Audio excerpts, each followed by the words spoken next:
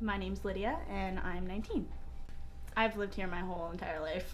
My favorite place to be would be the beach. I don't know, the sun, the sand, the ocean. I don't know what else anybody would want, really. I got involved with Jersey Voice through my military affiliation.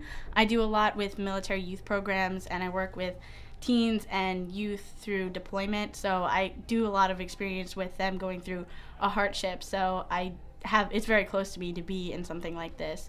My hardest time, I guess, would be my deployment. I went through a deployment when I was 9 years old, and I lived separate from my brother and sister. I have an older brother and sister.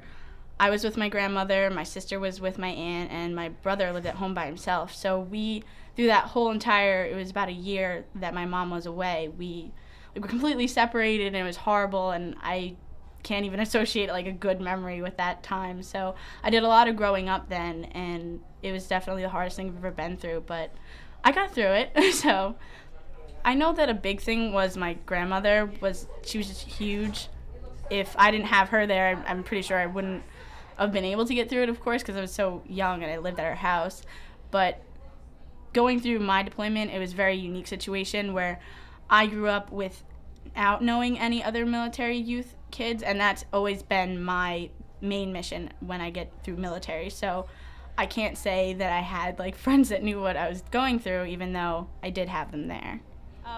When it comes to getting through a hard time, the best thing to do is definitely to talk to your family or your best friend, because you can find support through them no matter what. You'll always be able to find who your best friends are through that too.